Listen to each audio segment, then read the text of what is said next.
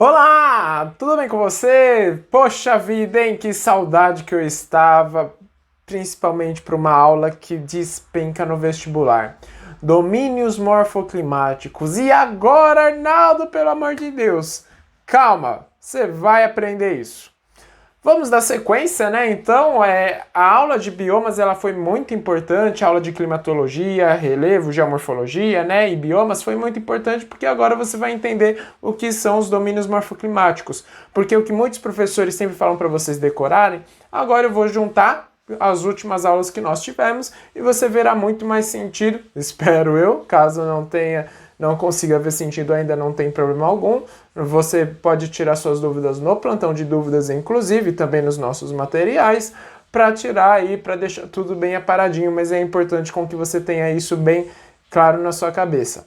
Caso tenha alguma dúvida, volte no conteúdo, na aula de climatologia, na aula de geomorfologia e na aula de biomas, para depois que ficou tudo redondinho, aí sim você vem para essa aula de domínios morfoclimáticos, beleza? É por isso que eu sempre busco fazer os vídeos mais curtos, inclusive as aulas mais curtas, para que você possa voltar no conteúdo e aí sim assistir as aulas, deixar tudo bem aparadinho para você conseguir estudar aí e ter o domínio de todos os conteúdos, beleza? Relembrando, não é todo o conteúdo que eu passo os pontos principais e que com certeza vão cair no vestibular. Tudo bem? Bom, vamos lá então. Então, muito prazer, para quem não se lembra, meu nome é Arnaldo Ridani, sou professor aqui do cursinho Nubo de Geografia Física e Atualidades e vamos lá para essa aula. Nesse primeiro slide você pode ver que aí estão os domínios morfoclimáticos. Ai meu Deus, Arnaldo, o que são os domínios morfoclimáticos? Calma.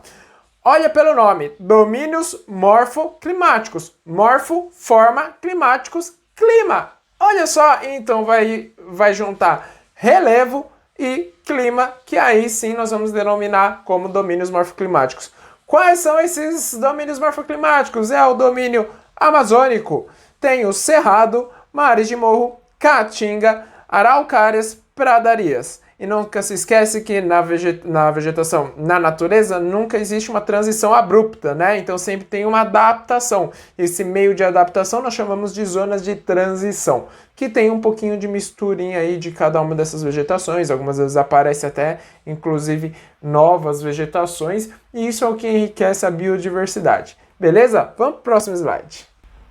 Como eu havia falado, então nós vamos misturar tanto geologia, que é a estrutura, o relevo, como o relevo, se é planície, planalto, depressão, e também sobre os climas, né? Então aqui no Brasil nós temos o clima equatorial, tropical de altitude, o clima subtropical, tropical atlântico e o semiárido.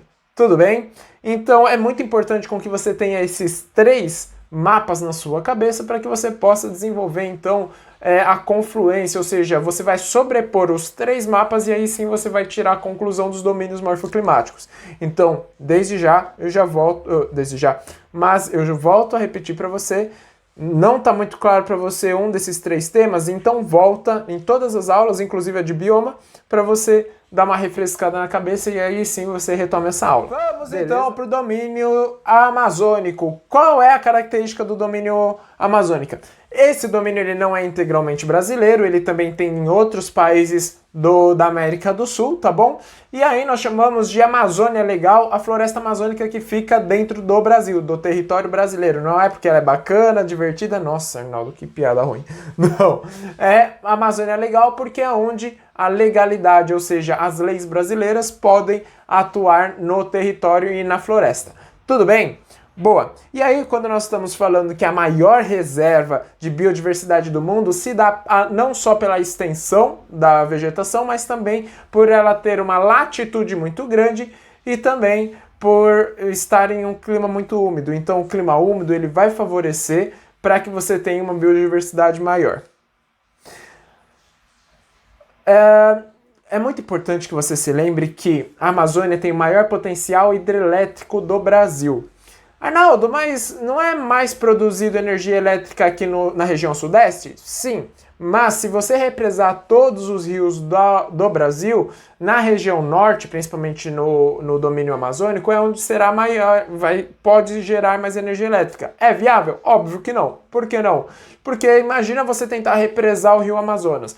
Além de ser muito inviável, você teria que alagar uma área muito enorme, então impossível, é inviável.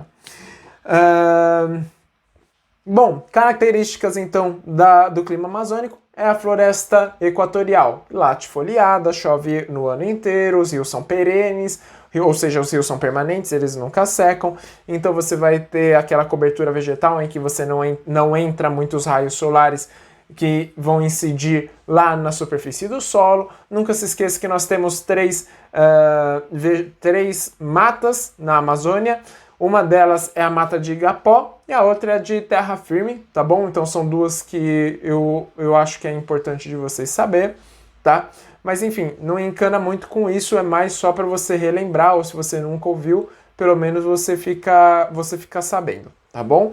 Mas então o que é importante de você saber? Então, é uma área principalmente de depressão, não é de planície, é depressão. Você vai ter uma área em que chove muito, tá bom? E é uma área de vegetação equatorial. Beleza?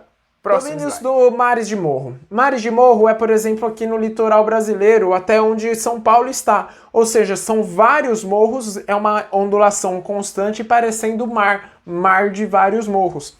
Isso é uma ótima decoreba para você, tá bom? E aí o que você vai lembrar? Bom, fica no dobramento, no escudo cristalino, tá bom? Fica numa área de planalto, então é uma área relativamente plana e alta, não é tão planalto assim. Então, quando você vê numa escala muito menor, né, ou seja, você vê muito distante, você acha que é tudo plano e bem alto. Mas quando você vê mais no detalhe, você vê que tem essas ondulações. Fica na parte litorânea do Brasil, né, ou seja, na parte leste, e principalmente você vai ter pouca vegetação. Por quê? Principalmente a ocupação do território brasileiro ele se dá na interiorização, né? Ou seja, primeiro você teve a ocupação dos portugueses no litoral brasileiro e depois você teve essa interiorização. Pela interiorização ser tardia, devido a esse relevo muito elevado e acidentado, então boa parte das cidades brasileiras vão se concentrar no litoral e com a Mata Atlântica, né, que é a vegetação predominante nesse domínio, quase totalmente devastada. Tudo bem? Próximo slide. Quando eu estou falando sobre o domínio do cerrado, não significa que ele foi cortado. Não é cerrado nesse sentido. Cerrado brasileiro, ele é associado às savanas africanas. Lembra que na outra aula eu falei das savanas? Pois é, o cerrado é a mesma coisa da savana, só que fica aqui no Brasil e não tem animais que lá na África tem, né? Então é muito importante que nós lembrarmos que tem vários incêndios periódicos no cerrado, é isso que provavelmente vai cair.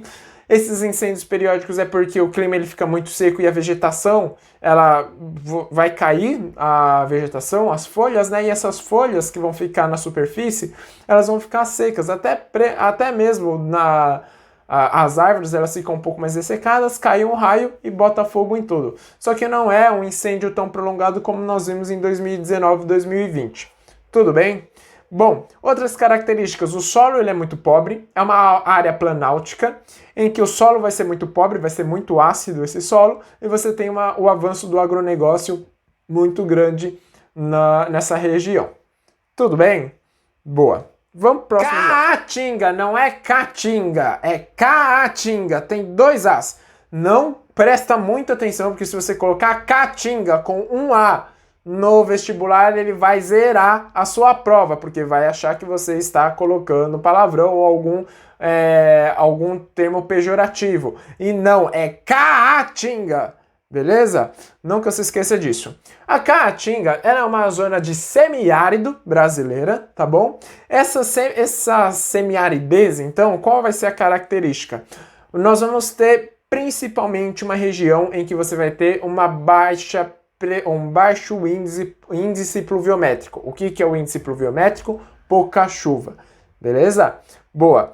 É uma zona de alta pressão, então, né? Por ser uma zona de alta pressão, tem um clima seco. E principalmente você vai ter principalmente um solo muito rico. Então, não sei se eu falei nas últimas aulas, mas o solo da Caatinga, ele é muito rico. E isso, você vai falar, não, Arnaldo, eu duvido que ele seja muito rico. Ele é mesmo. Se chove um dia na Caatinga, tudo já fica verde de novo. E por que isso? Por que ele é rico e por que ele não fica pobre? Porque não chove muito. Por não chover muito, todos os nutrientes eles ficam retidos no solo. Não tem o processo de lixiviação.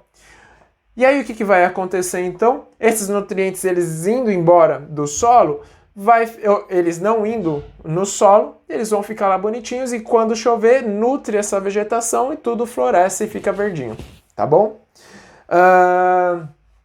É importante também, pode cair no vestibular sobre a sazonalidade da população, ou seja, as pessoas elas vão e saem do lado... Elas circulam pelo Nordeste, do sertão nordestino, procurando água, principalmente, vegetação e lugar para se abrigar. Um excelente exemplo é o livro Os Sertões de Euclides da Cunha, que eu recomendo muito. E um outro é o Vidas Secas, do Graciliano Ramos. Eu particularmente amo o livro do Graciliano Ramos e eu recomendo muito você ler. Aí, eu não sei se nesse período em que você está assistindo a aula ainda é alguma obra obrigatória do vestibular. Na minha época era, mas mesmo assim foi um prazer enorme ler esse livro. Tudo bem? Quando nós estamos falando então da Araucária, nós precisamos lembrar de algumas coisinhas. É uma área planáltica em que você vai ter o predomínio do clima de subtropical úmido, em que você vai ter uma chuva, nesse caso da Araucária, você vai ter uma chuva bem distribuída ao longo do ano. Por incrível que pareça, mesmo que seja na área sul, vai ter uma chuva bem distribuída ao longo do ano e vai ser uma área alta, uma área planáltica onde vai ter coníferas. O que são as coníferas? Elas são aqueles pinheiros. Só que a Araucária ela tem uma característica específica. É um pinheiro, só que ao invés de parecer um cone, vai parecer um guarda-chuva para cima. Sabe quando bate aquele vento e o seu guarda-chuva vira do avesso? Pois é como se fosse essa vegetação, e aí você pode ver essa imagem no slide. Então parece um guarda-chuva do avesso, que aí bate aquele desespero, né? Tá chovendo, e aí o guarda-chuva ainda vira do avesso, e aí você fica, meu Deus do céu, ferrou, eu vou sair voando, né? Até é engraçado que eu fico pensando, nossa, será que eu tô participando de um filme? Não, na verdade eu só fico desesperado mesmo nesse exato momento.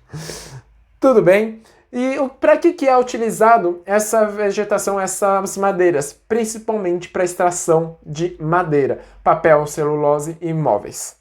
Tranquilo? Próximo e último slide. Quando nós estamos falando então do Pampa Gaúcho, nós temos que lembrar das pradarias. Não é padaria, é pradaria. O que são as pradarias? Nós vamos ter uma vegetação pouco densa, muito esparçada, então, né? Constituída principalmente por gramíneas, ou seja, por gramas, e vai acontecer um relevo que nós vamos chamar de, no máximo, coxilhas, ou seja, você vai ter, no máximo, ondulações bem suaves e bem esparçadas. É um relevo até relativamente plano, só que tem um problema muito grande aí nesse domínio morfoclimático, que é a arenização. Para quem não se lembra, para quem nunca ouviu falar, a arenização é pela chuva muito intensa no território, e além dessa chuva muito intensa, o que vai acontecer? Os frações menores de grãos, que são chamados de silt e argila, vão embora, ficando só grãos de areia. Qual é a característica? Ficando só grãos de areia, a água ela não é retida no solo e também você não vai ter fixação para conseguir fazer plantação. Isso se dá não só pela chuva muito em excesso, mas também se dá pela própria retirada da cobertura nativa da vegetação. Tudo bem? Essa é a aula de hoje. Eu agradeço pela presença de você. Obrigado pela sua paciência, dúvidas, feedback, o que vocês quiserem, eu estou à disposição, só mandar para a coordenação. tá bom? Espero que você tenha gostado dessa aula, desculpe as piadas aí. Enfim, mais uma vez eu faço convite para você curtir a página do GeoAtual. Eu acho que é bem importante, é bem legal de você ver outros conteúdos além de dicas para o vestibular. Enfim, é isso. Muito obrigado a você e até mais a próxima aula. Tchau, tchau!